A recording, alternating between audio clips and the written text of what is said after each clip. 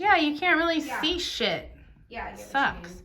Yeah. Okay, Yeah. you sit down and let me just make sure you're in there, and then I'll sit down and you make sure I'm in there. Okay. I feel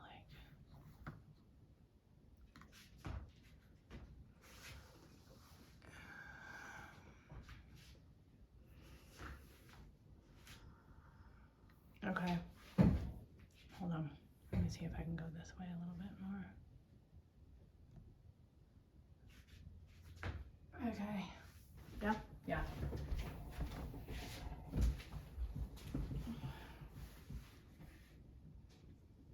I'm just looking that you Your can head see is me. chopped off. Was my head chopped off?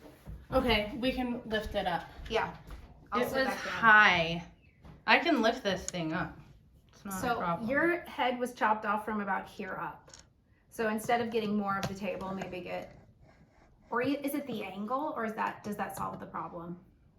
That should solve the problem. You Okay. come look. Okay. That solves the problem. Okay, let me look at everything. You can see me. Yeah, you're perfect. Fully. Yep, I can see me fully. Yeah, that's perfect actually. Do you want to check again? Yeah. Okay.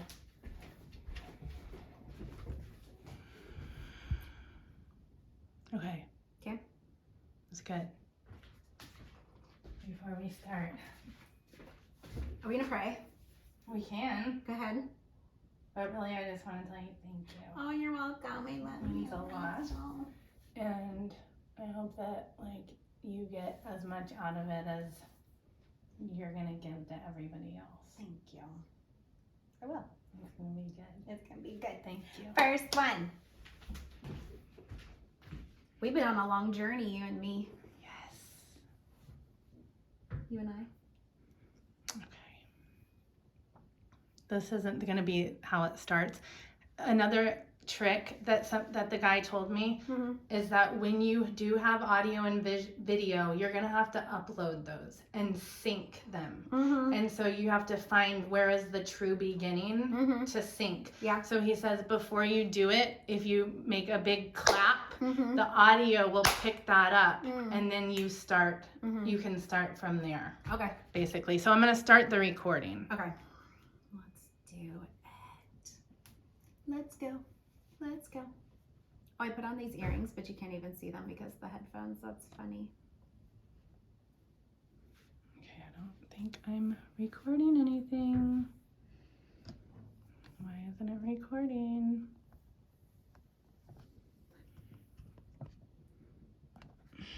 See, this is exactly what I'm talking about. Record. Oh. Yeah, push the button. No, it's recording. This isn't. Okay, hold on. Okay. Let me stop. Did it stop?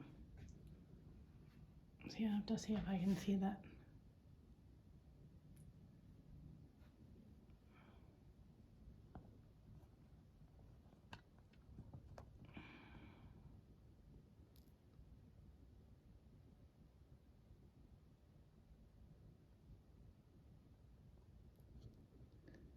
Yeah. It's just still recording, so we're just gonna go. Okay. Because I don't want to mess it up. Okay, you sure it's recording? Yeah, the numbers are going Okay. up top. Okay. Yep. Don't quit your daydream. Yes. Where'd you get that shirt? I don't know. I can't remember now. I think I bought it on my 2020 journey. I mean, on my, you know, what I was telling you about 2017. That really started in 2016, right? Yeah, but I knew it was happening. Yeah. Okay. Okay. I mean, really, it started at birth, right? It's all written. Become intimate with the plant. Okay. Okay. Here we are. I'm going to drop this off the table. Oh, good idea. Because we don't need it. Okay, great idea. And I should also make sure it's recording. Yes.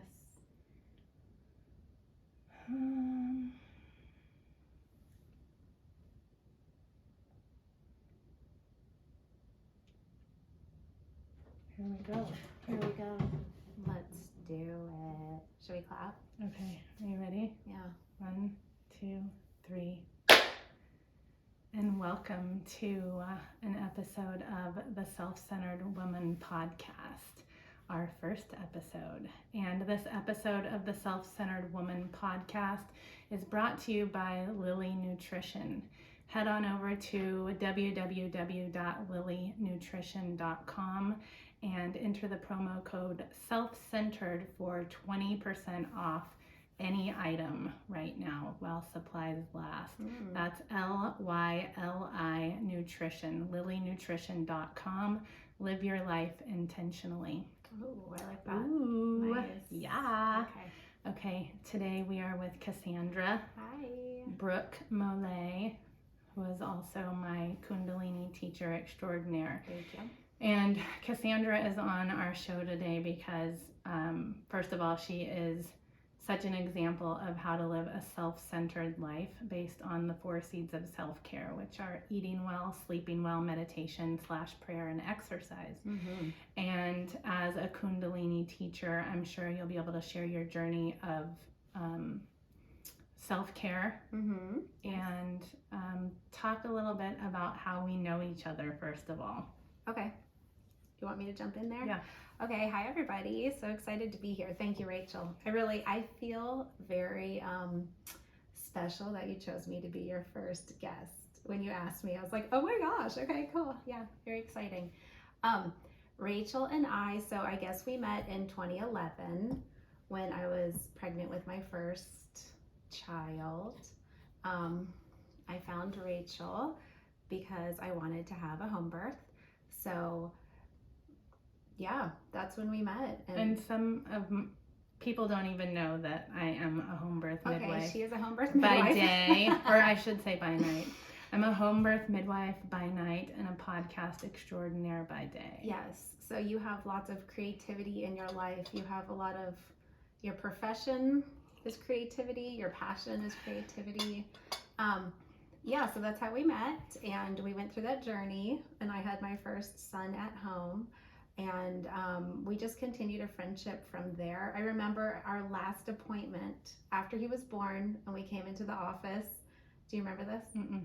You always say that. She always says, do you remember this? And I don't. And you don't. But lots of people say that. Yeah, I don't to be remember fair. anything unless it's written down in my planner. You remember my kids' birthdays. I have had it written down in the planner and I still missed it. By one day. So when I was pregnant, I was wearing these shoes. Do you remember those little on shoes? right now? No. Oh yeah. And then you got them for me. And I got you the same one, just a different color. Yeah. What were those shoes? I don't remember. Like, shout out to that They were brand so because it comfortable. was super earth friendly and all the things, Yeah.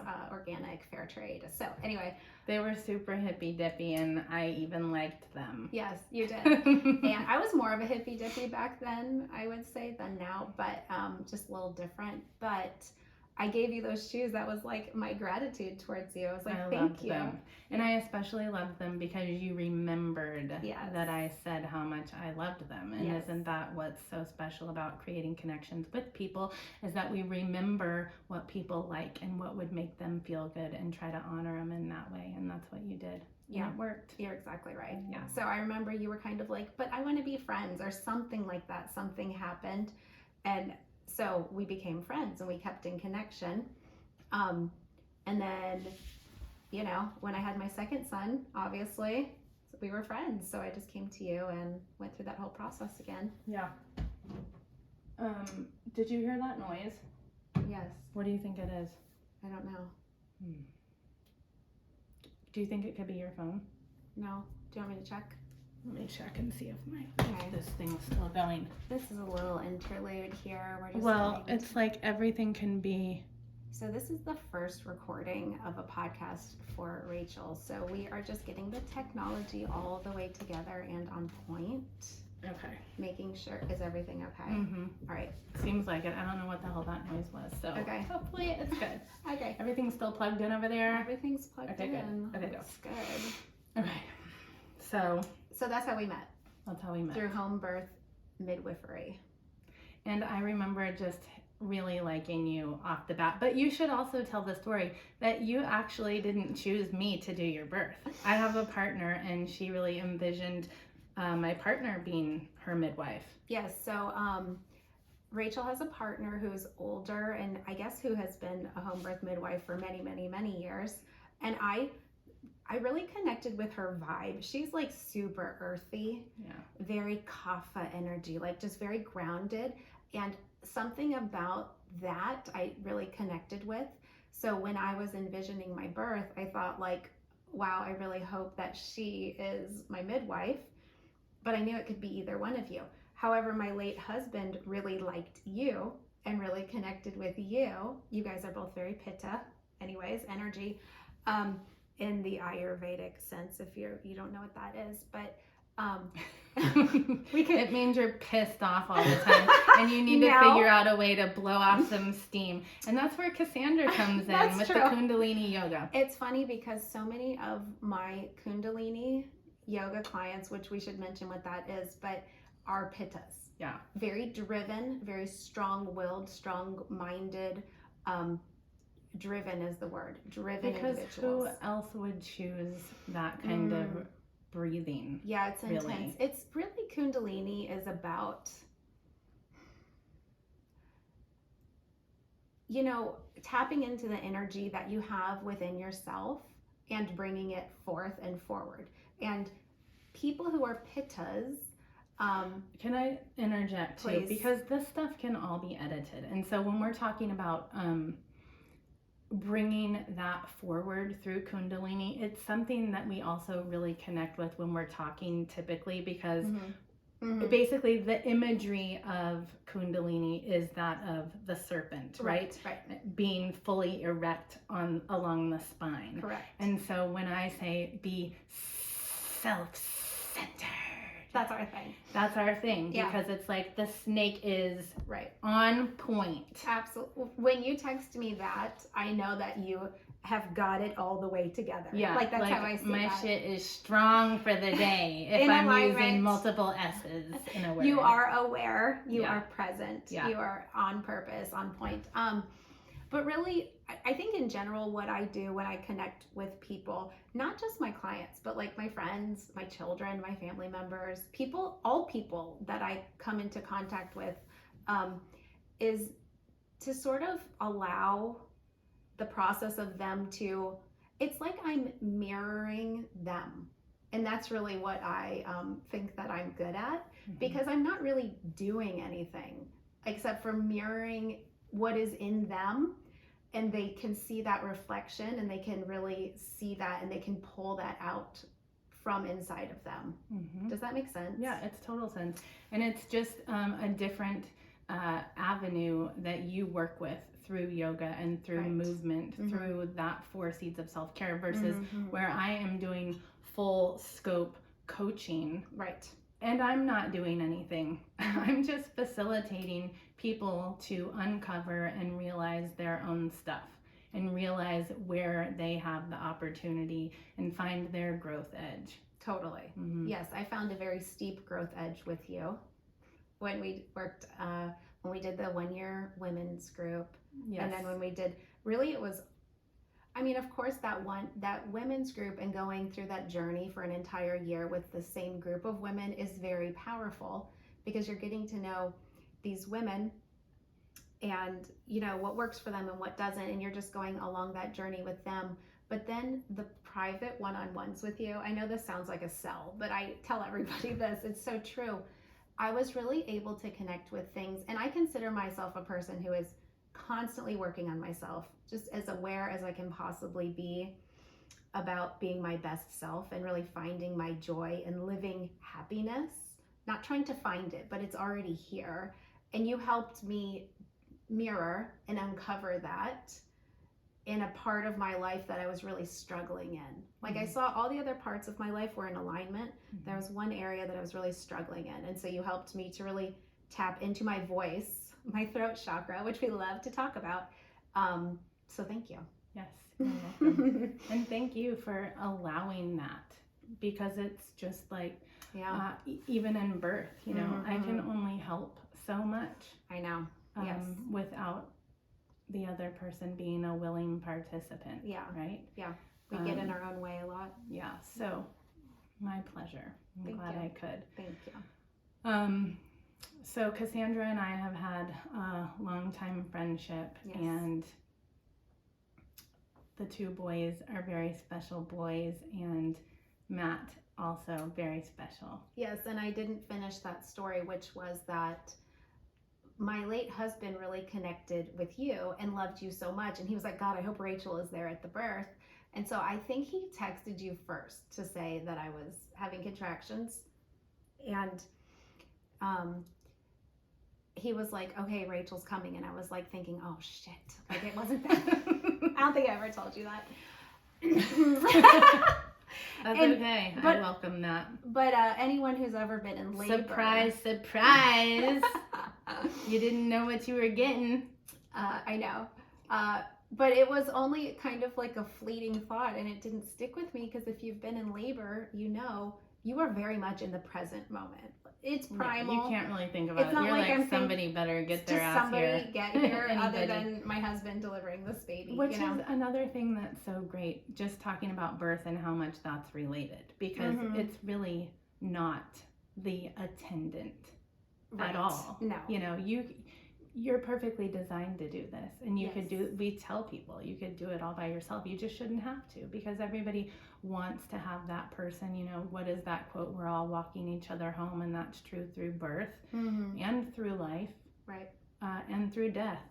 Yes, and we can talk a lot about that too. And you know, in yoga, shavasana or corpse pose at the end of every practice, and really the true meaning or purpose of that posture is to prepare us for death, which is so interesting. I remember when I first heard that, I thought like, oh my goodness. But you know, through the journey I've been on, becoming very intimate with death and the acceptance of that, it almost seems like people shy away from it so much in our culture. Death, embracing death, talking about death, the thought of death. And in so many other cultures around the world, they talk about it, they celebrate it, and it really prepares you, mind, body, and soul, for the inevitable. You know, that's the one thing we all have in common. It's the realist thing. It is the truest thing. The truest thing. It will happen, and so it is quite confusing to see how little we are able to cope with that. Yes, and I think, you know, because talking about it in our culture is shied away from and hushed a little bit, it doesn't allow especially children to embrace the idea and to understand it. I know before my husband passed away, my mother had passed away 5 years prior. So I had, you know, an intimate death. However, you're very aware that your parents will pass away before you, or so you think, right? Yeah. So that is more of kind of like a normal way of things happening. And then when your partner passes away, and he was 2 years younger than me even, it's so shocking. It's a different thing. It's a whole different ball game, kind of. But you're not prepared for that because it's not talked about. Yeah. And there are few people who've lost spouses at a younger age. So you just don't see it. Fewer people, right? Right. Can you just tell us about that day? I will try. So at the time, so my late husband was Matt. So Matt he left the house very early. He was going back to school, and he was going to school before work. So I was a stay-at-home mom. My children were 5 and 1, and he left that morning. And once we got up, we FaceTimed him. So I remember he was on his motorcycle sitting in the parking lot at the school, and he FaceTimed us. The kids were laying in the bed with me, just kind of like goofing around. And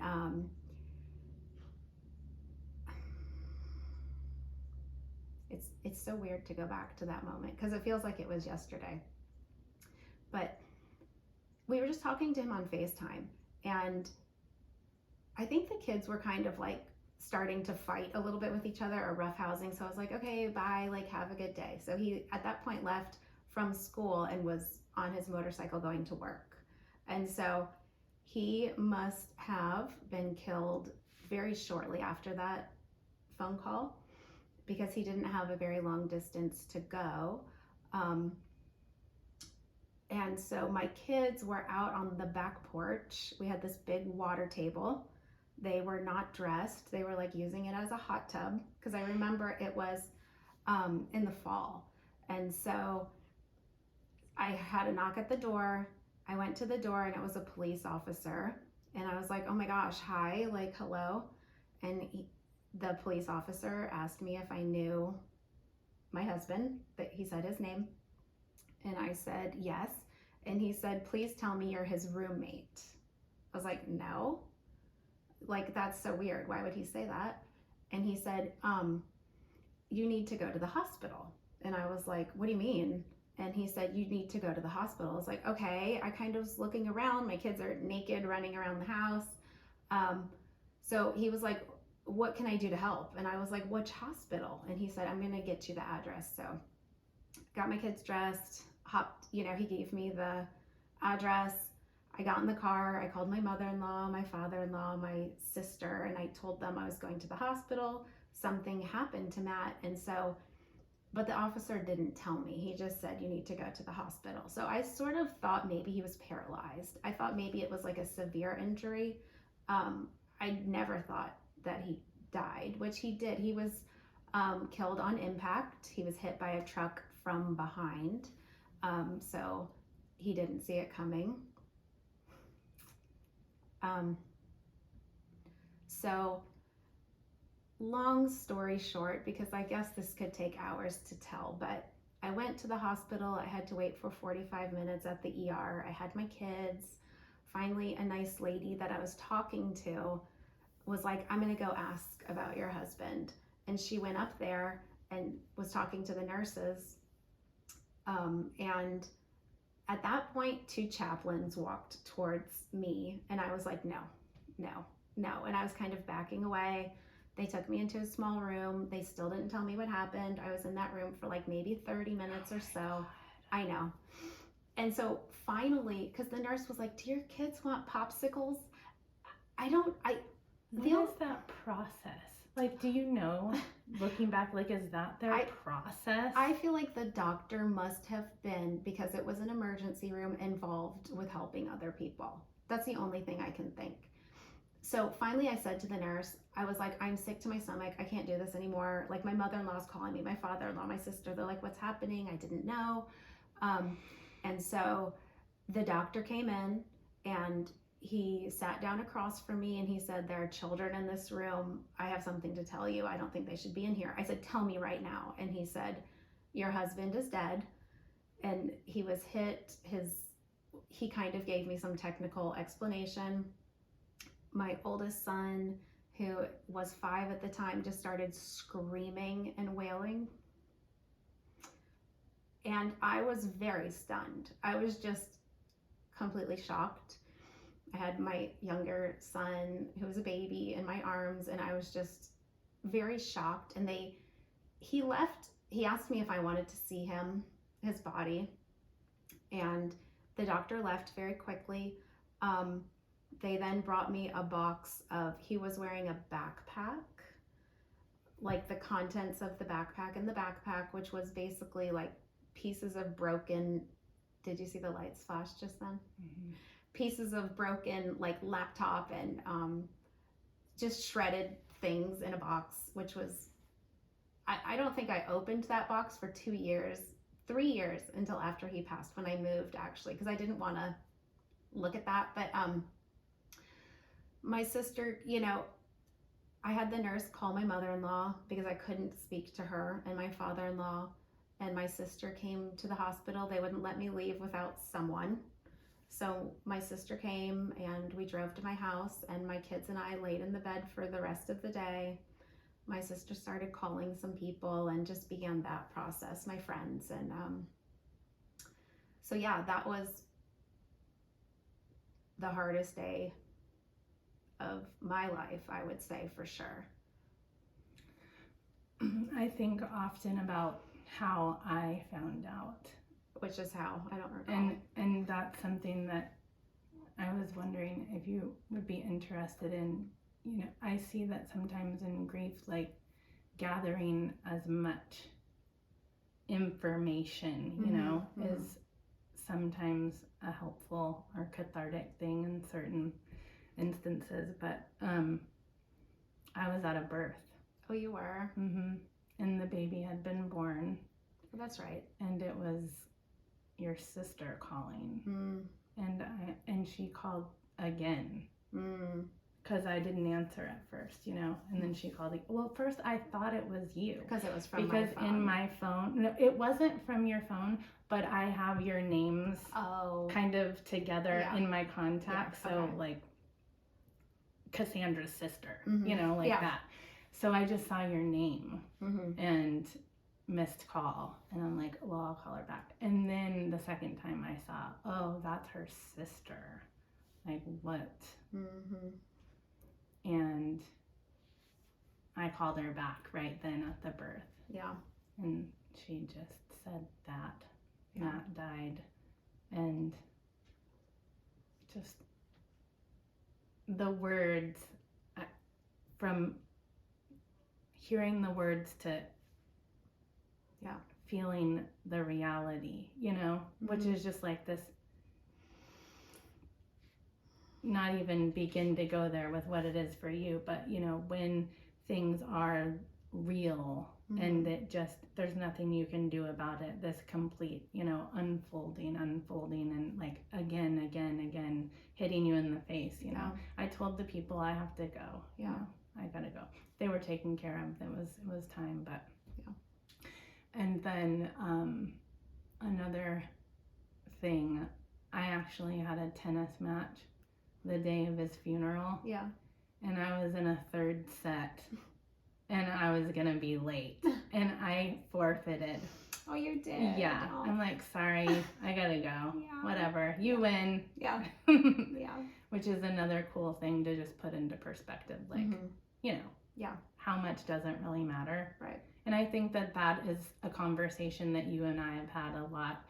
Yes. Just how much doesn't matter. That we worry ourselves, that we get preoccupied with in the scheme of the grand scheme. The grand scheme. Totally. I'm wondering if there were things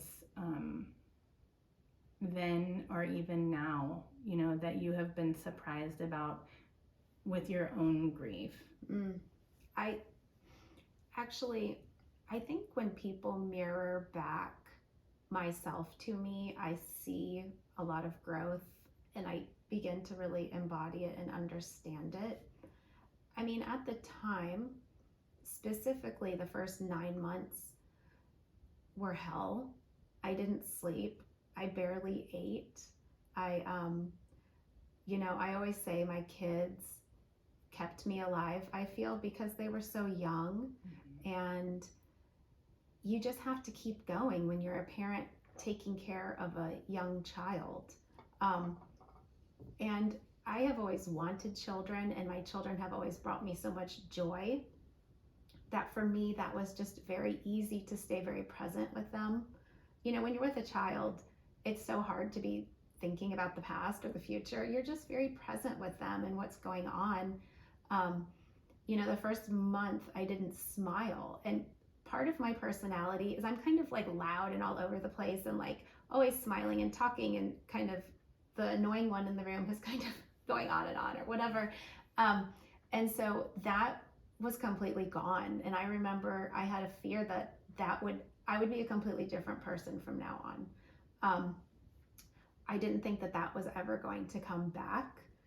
And so I just remember having that thought, and then on the 30th day after he passed away, my younger son was like on a stick or maybe like a kid's broom, and he was riding around the house like it was a horse. And so the three of us did it, and that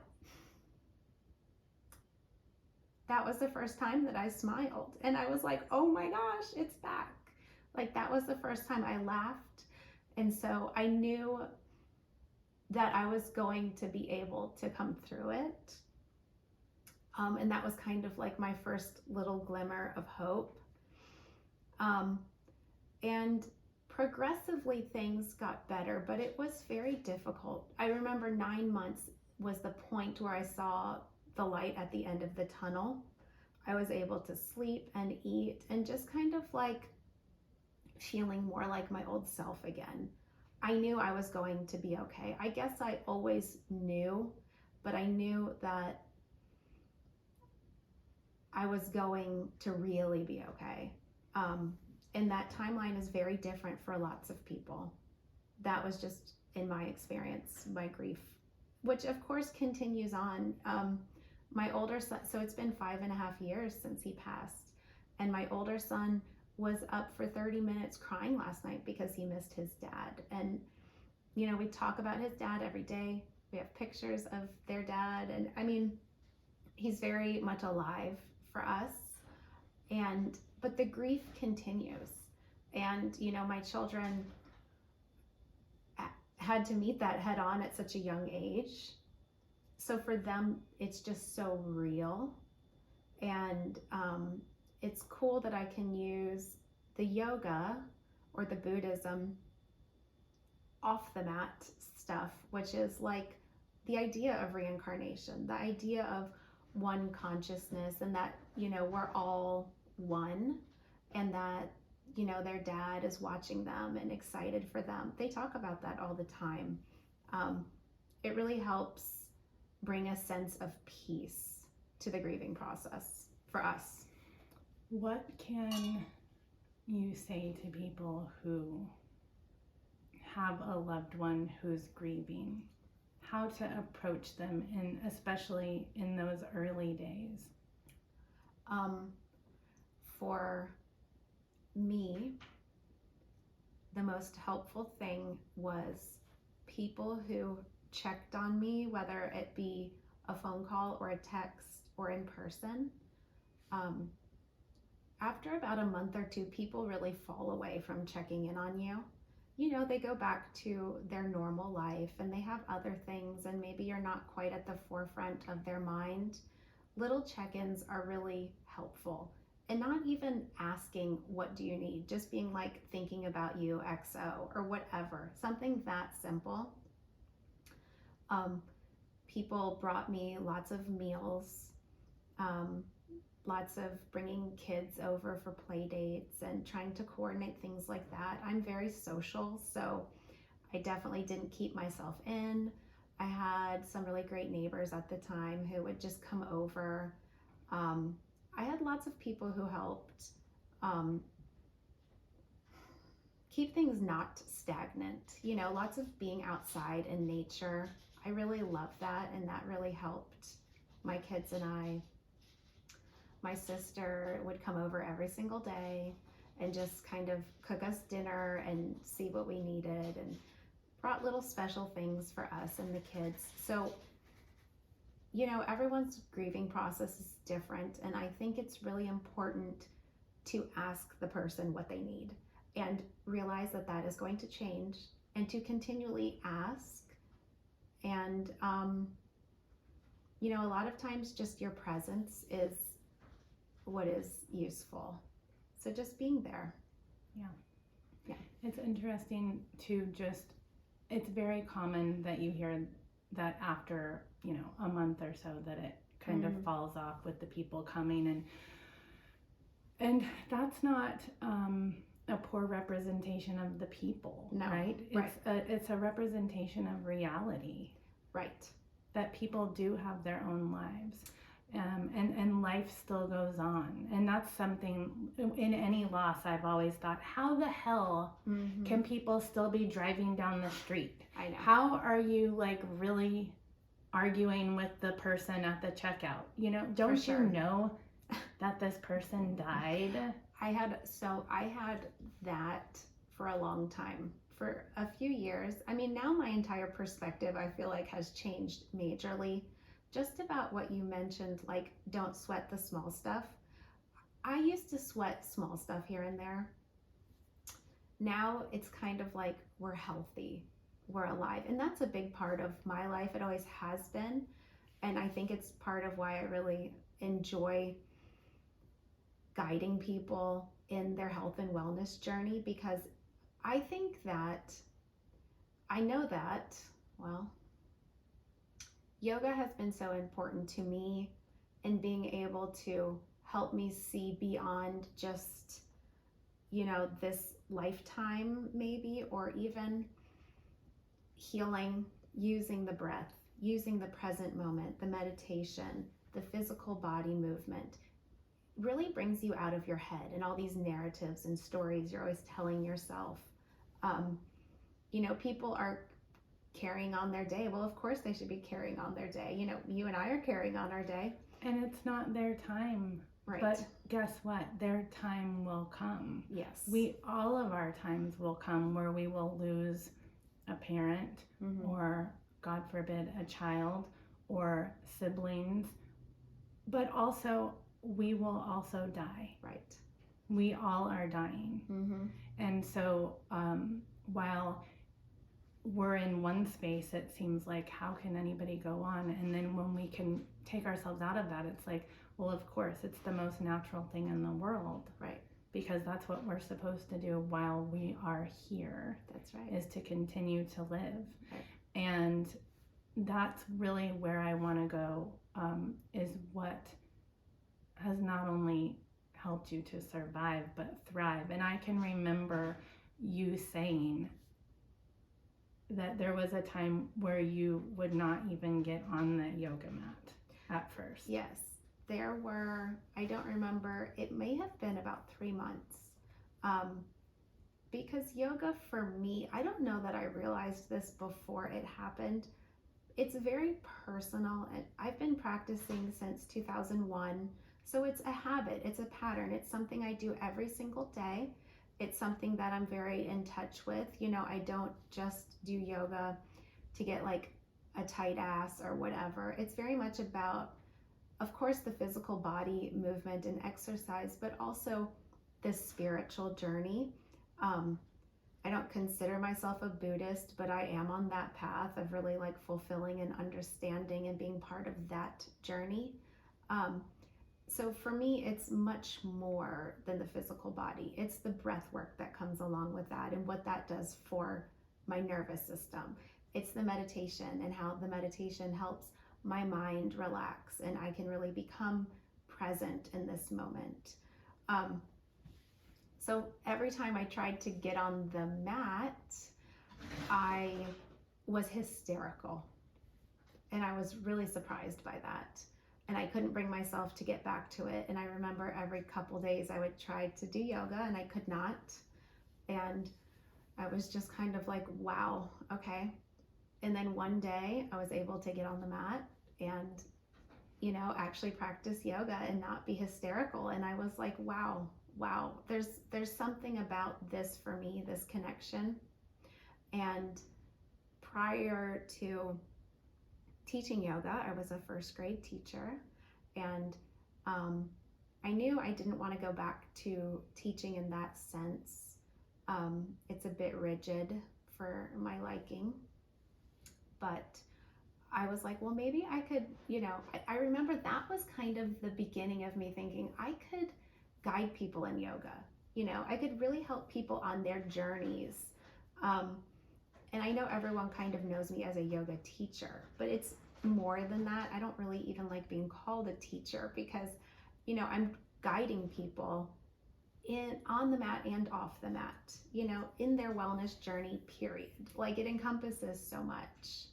Most of my yoga clients I sit there and talk to for 30 minutes before, and that's actually what they prefer. You know, it's not necessarily the same style of coaching like you, but it is too, you know. I prefer it too, but we don't often get the chance because we're always, you know, having to go do something else. Yes. But that's part of why I love it, you know, to be able to talk about what's going on. And but we haven't been doing much of that lately, but that is something that's really special to me. And what you talked about, just being able to get on your mat, is like, that was the place, you know, where the emotion and everything would really overflow. That is also the place, not necessarily somebody's mat, but maybe it's with food, or maybe it's with a relationship. Wherever our body kind of bucks up and says, no, I don't want to go there, is our proverbial yoga mat. And I do you know Carry On Warrior? Have you ever read that book by Glennon Doyle Milton? No. Well, anyway, it's a great book. Love it. She talks about not being able to do yoga at first, and how she just, if nothing else, she would just go and make herself sit on the mat. I've heard of people doing this before. So I would, after I read that book, I made that my mantra. Just sit on your mat. Doesn't matter if I was actually doing yoga or filling out forms, which is something that I hate to do, you know. Just sit on your mat. Be still. Be still. And that's another thing that I wanted to bring up, because you bring up Buddhism. And of course, yoga is often confused as anti-Christian. Yes, and, for you know, sure. you have your philosophy. You know that I am Christian, and I should say what I am is a disciple of Christ and his virtue and his character. And that has never been in conflict to me, because even when we're on the mat, it's my time to completely surrender, to completely worship, and to be grateful for my body being able to do this, and time to be still and have that clarity. And so I don't find that there is a conflict at all.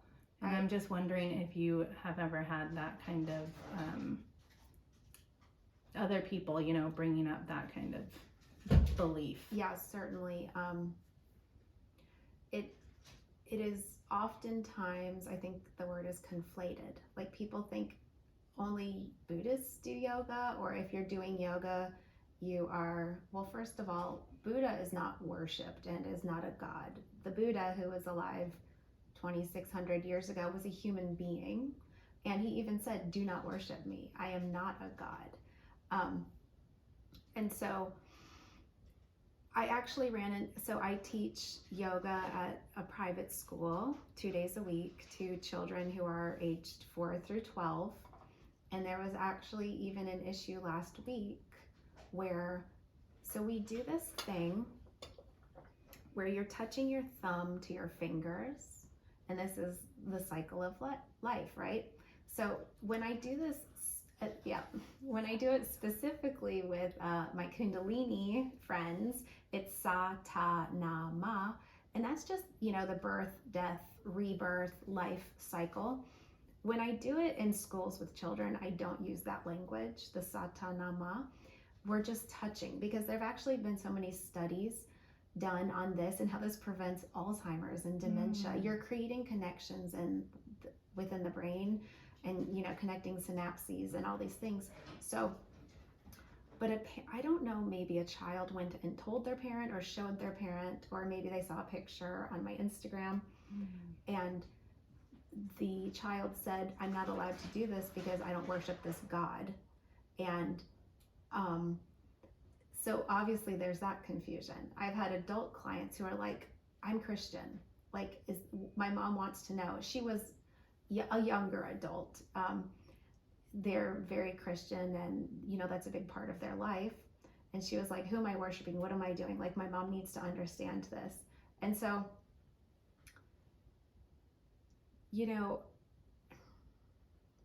I always like to know when I'm working with my clients where they are, what their spirituality looks like, what their religion looks like, because I'm open to all things, period.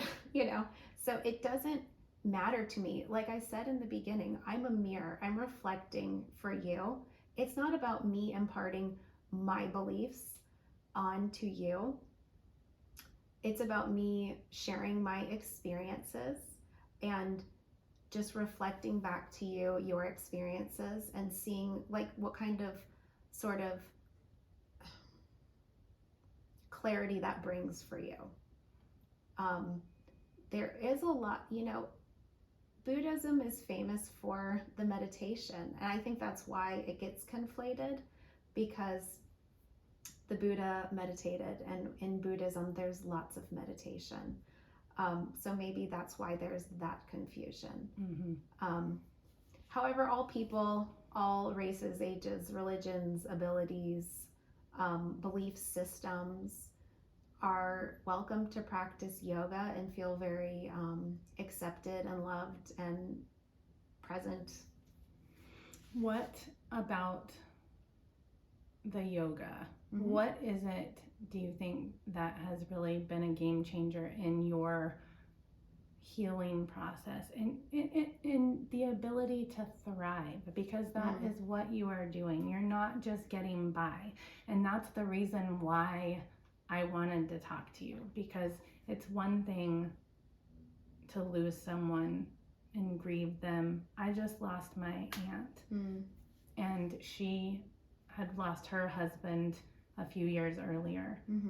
And when I say she never recovered, that's what I mean. Yeah, I've seen that happen. And that's not what's happening here. Right, not at all. What's the game changer, and what sort of hope can you offer? What has been the aha thing, or what keeps you going? No pressure.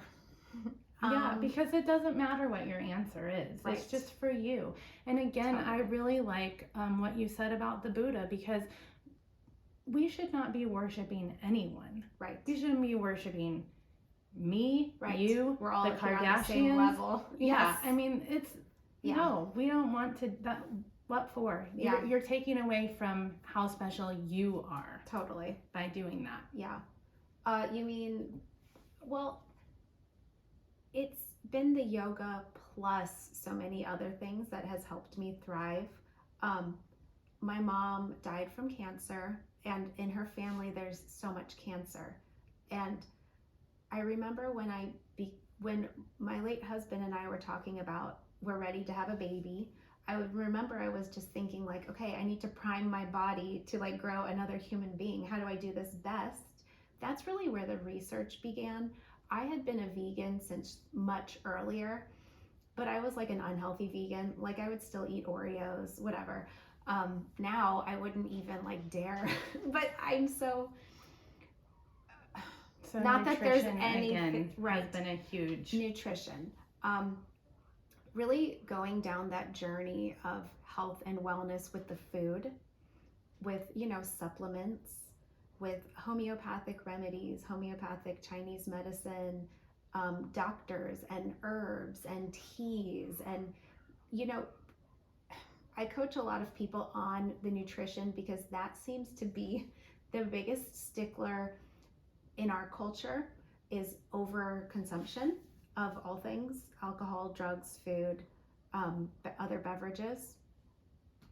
And, the biggest part of wisdom I can impart on people is to make it a habit or a pattern. Like, how many times have you heard me say that to you? It's all about habits and patterns. Making swaps. It's like if you're drinking coffee, maybe trying to drink tea more than coffee. Or if you drink soft drinks, swapping it for water. But ultimately, the Nutrition. 4 seeds of self-care. Okay? Totally. Even your sleep. Okay, is something that is a big deal huge to you. Yeah, and I would say that was probably the last one to catch on for me. Because when I got to the point where I was dating and kind of like going out, and I was like, oh my gosh, like what is this world? Like, let's do this. I've been a stay-at-home mom. Like, what's happening here? And I would be out late and like enjoying myself. However, I would then need to wake up the next morning and be the single parent to 2 children who needed me, who I wanted to engage with, who I want to be patient and present with. And I couldn't do that because my sleep was off. And I noticed that right before COVID is really when I noticed it, because when COVID happened and we're not going out anymore, and then I wasn't drinking any alcohol at all, and I was like, oh wow, this is a game changer. I was never a big consumer of alcohol, but I would have a drink socially here and there. And even like half of a drink would still affect my sleep. And I heard some podcasts at that time from Dr. Matthew Walker, who has a gorgeous book. It's called Why We Sleep. And then Dr. Huberman, his podcast, The Huberman Lab. Oh my gosh, I'm loving that. Love them so much.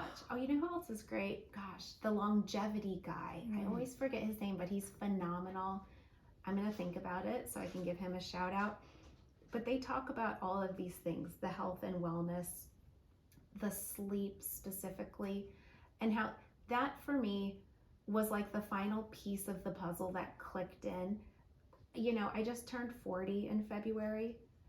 I feel like I'm 21. I always feel like that. Like my body, I have no ailments. And sometimes I do yoga, maybe 6 to 8 or 9. One time I did 10 sessions a day. That's a lot for your body. But then I make sure to take care of myself. I'm extra hydrated. I have like my food is pretty much always on point because I'm such a stickler for that. But even more so, you know, Epsom salt and baking soda bath, drinking the apple cider vinegar, just making sure on a day when a lot's happening that all of those things are on point. If you could name eat, sleep, meditate, exercise, if you put them in a cycle, which one would you put first or last? I don't think that's possible. Because in my experience, they all have to be on point for you to function optimally. However, gosh, that's so difficult.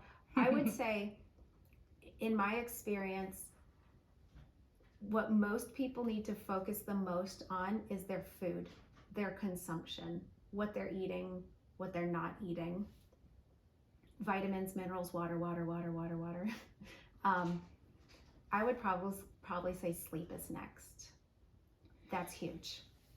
It's bigger than people can even begin to understand until you experience it.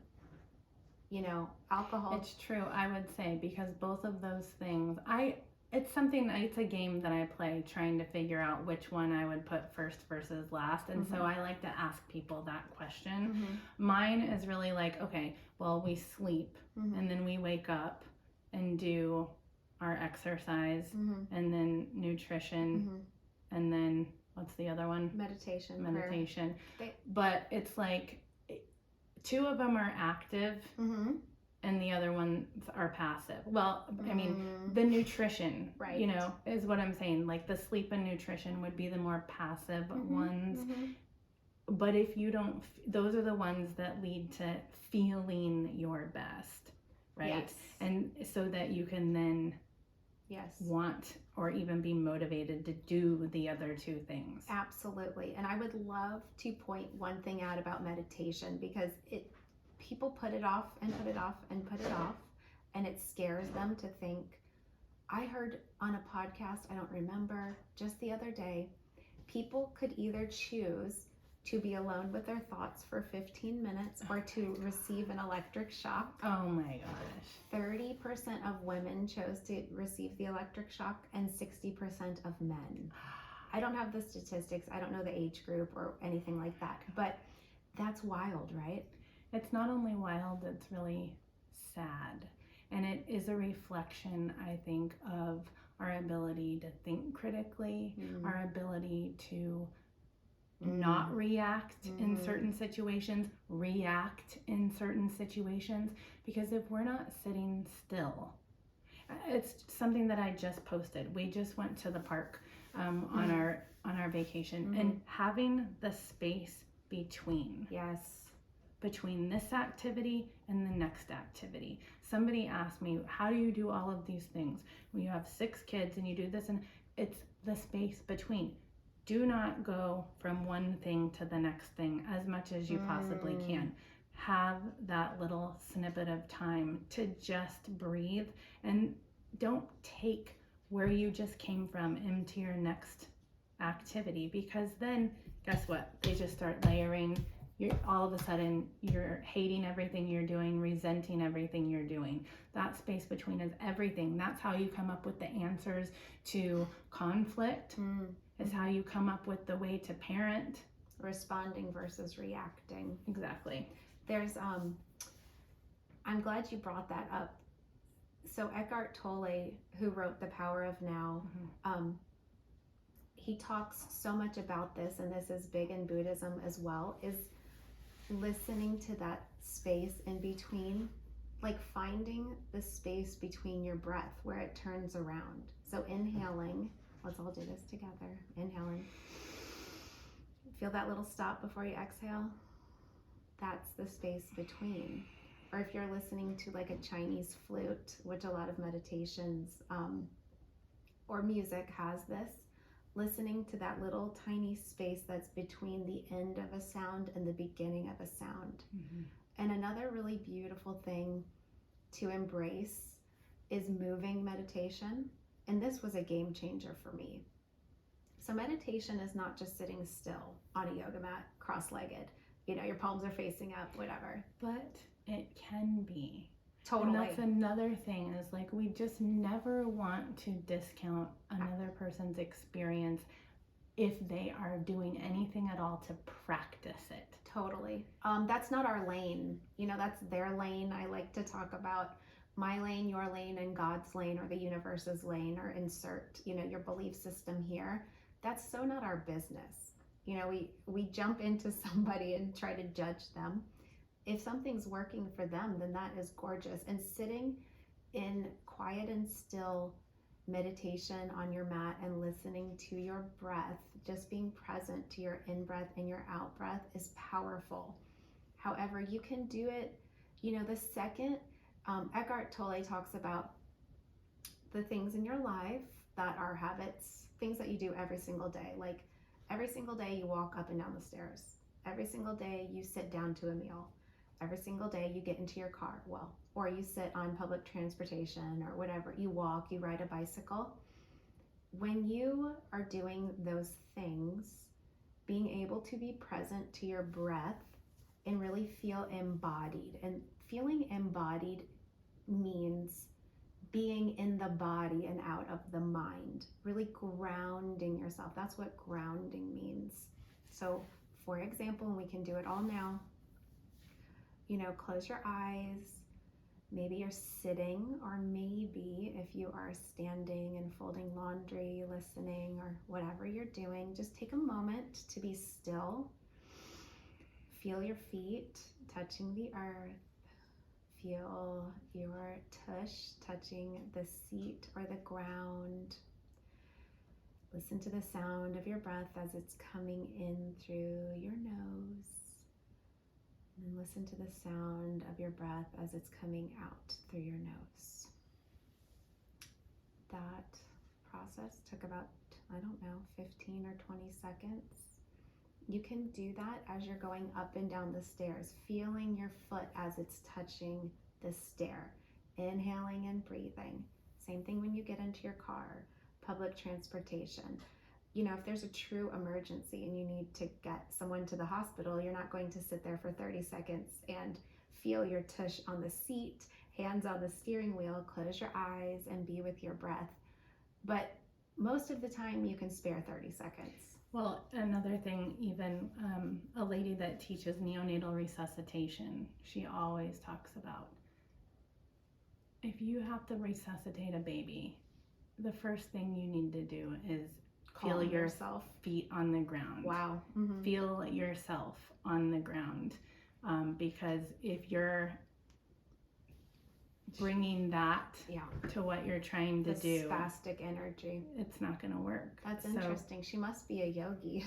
I don't know if she's a yogi, having but you she ground. knows that sometimes you just need to take a minute before you start doing something, that's that's really going to require a lot of attention and energy. But just like you said, doing things intentionally is in itself a moving form of meditation. Yes, that has been a game changer for me. And even just communicating with other people, making a phone call that I don't want to make, something that makes me nervous or tense or anxious, having a communication with my kids when I'm tired and I'm hungry, or like when I'm kind of at that moment, taking a deep breath or several deep breaths and feeling my physical body, it turns me into a different person, a more calm, peaceful, kind human being. And it takes practice. I've been practicing it for so many years that now it takes me like a tenth of a second to get into that mode. But that's been a habit for me for so long. And that's why I preach the habit thing.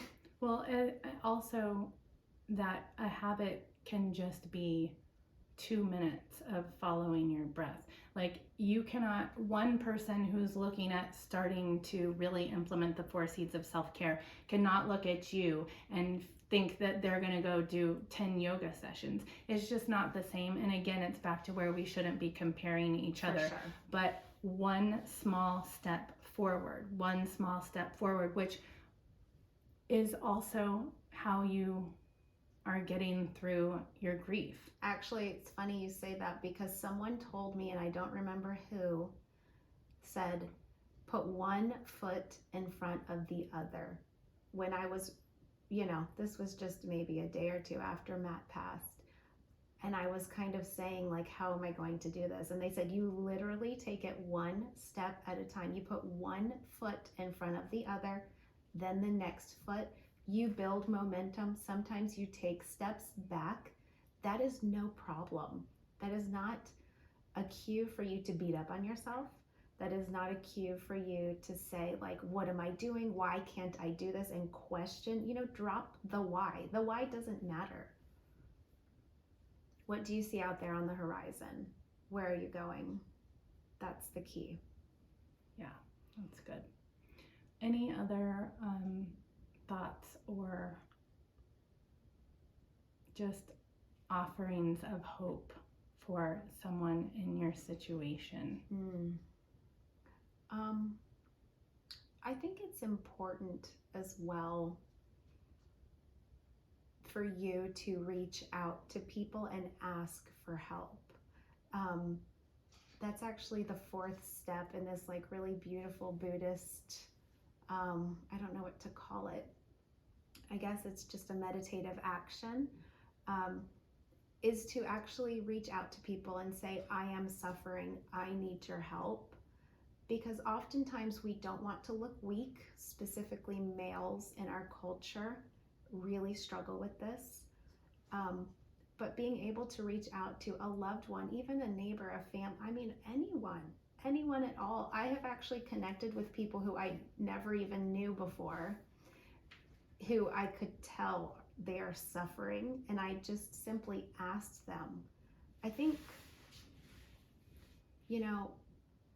from day to day, I notice most people are on their cell phones all the time, like standing in line, waiting for things, which, is a great time for meditation, by the way, moving meditation. Right. But my kids always make fun of me because I talk to and connect with like everyone. I'm standing in line, I'm talking to people. I think we've lost so much connection. I'm not going to demonize cell phones. I am using it to record right now a time-lapse video for my Instagram. And they do connect and bring a lot of beautiful things, but just being aware of the overuse, because you could be standing in line even as an introverted person, which I am not, but as an introverted person or a nervous person, I think it's easier to be able to look at the phone and not connect with people. Even if you don't connect, just being aware of your surroundings. My point is, when you're not on your phone and you're looking around and you're like paying attention to other people, you can tell if a person needs like a little hi, how are you, or a smile. Just kindness. And it's also true, about developing that ability to ask for help, which Yes. is something that as women we really struggle with. And that is not self-centered, by the way. You know, just because you can do all the things doesn't mean you should, or that it's even healthy for you. That is not part of being self-centered.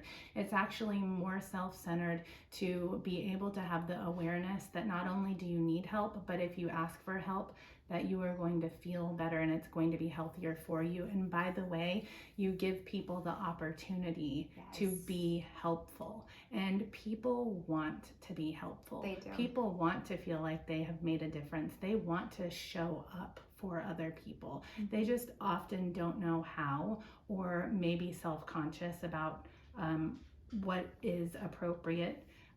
So yes. Also, just always thinking about that. You know, it's not just about, oh, I'm weak because I asked for help. You're giving somebody else the opportunity to be helpful and thus make true connection with another human being, Yes. which is what we are ultimately here for. And also, we ultimately don't know how long we have to make those connections. Right. And, you know, something you taught me, clear is kind. Do you remember that? And that's something Brene Brown taught me. Oh, she did? Oh, I love Brene Brown. So, you know, I have learned to be more direct since my husband passed, because he was the direct one. I was the more passive in parenting, in life, whatever. And so I had to take on that role. And at first I was mad and angry at it because I didn't want to be direct. I wanted to float around and just be chill. But now I see how I am so much more balanced, because there's a way to be direct that's not in people's faces. To be clear with people, to communicate to them, like, I see that you're suffering. How can I help? And, you know, they might, if they become offended by that, you know, just, I'm so sorry. Or also, please don't do that, or that's not working for me. Yes. And that doesn't make you a bitch. Exactly. Totally. But I think, you know, being able to develop that clear and direct and kind way of communication. You can be direct and be so loving and kind. It's true.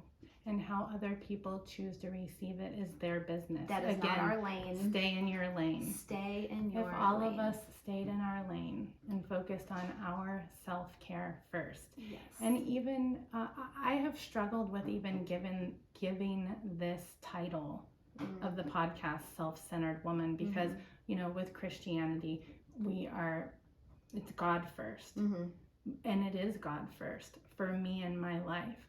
But we can't be in the position to put God first if we are not emotionally, physically, spiritually doing well for ourselves. And that's actually a scripture, make your bodies a living sacrifice to the Lord. And how else, you know, you talk about being a temple through the 4 seeds of self-care. So not only can we be more worshipful in whatever way, but also for one another. Yes.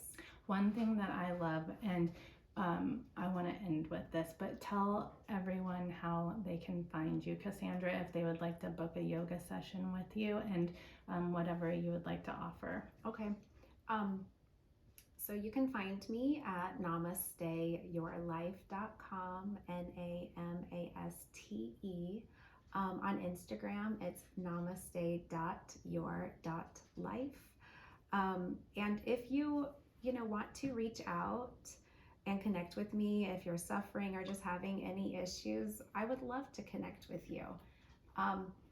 I do teach yoga on and off the mat, kind of like what we talked about. You can find more information on my website.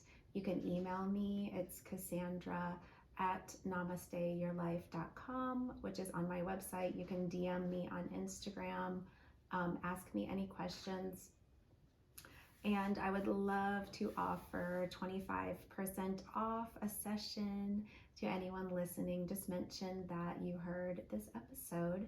I do in person at my home. I also come to your home or office, and we kind of turn it into like a little beautiful yoga sanctuary for that hour of practice in the Atlanta area. I also do Zoom sessions.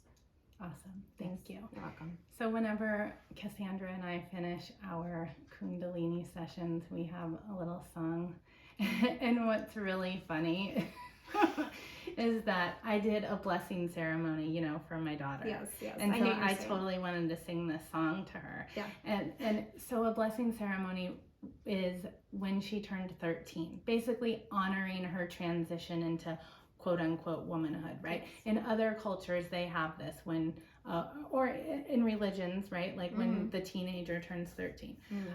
So I wanted to sing this song that we always sing together. And it's still like a running joke because, of course, they didn't take it seriously at all. Yeah. They just made fun of me. But I take it seriously. Are we about to all sing the this time? song? We are. Oh my We're God. going to do the outro to Longtime Son, yo. Let's do it. Because I feel this. Every time I sing this I know, song, me too. I feel it for myself. I feel it for someone who I have lost. And like, wherever you are, whatever you're doing, guide your way on. Yes. Like for real, you know? Like for my children when they go off to college. For the last time that I ever see a client after helping them with their birth, you know, it has so many meanings and it's so special to me. So I hope you all find it special as well. Beautiful. Ready? Let's do it. Okay. Are we going to like rub our hands together and create some heat like we do in Kundalini? Big deep breath. Press your thumbs into your heart space. Allow your energy to settle. Let's take a big deep breath and begin. May the long-time sun shine upon you. All love surround you, and the pure light within you guide your way on, guide your way on, guide your way on. Yay. Satnam. Satnam. Namaste. Yo. Namaste. Thank you, friend. Thank you. Stop.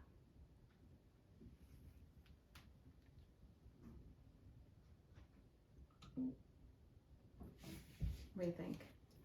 What do you think? The beeping, I think, was my device, my Amazon, whatever her name is, Alexa, somehow got disconnected over there. Okay.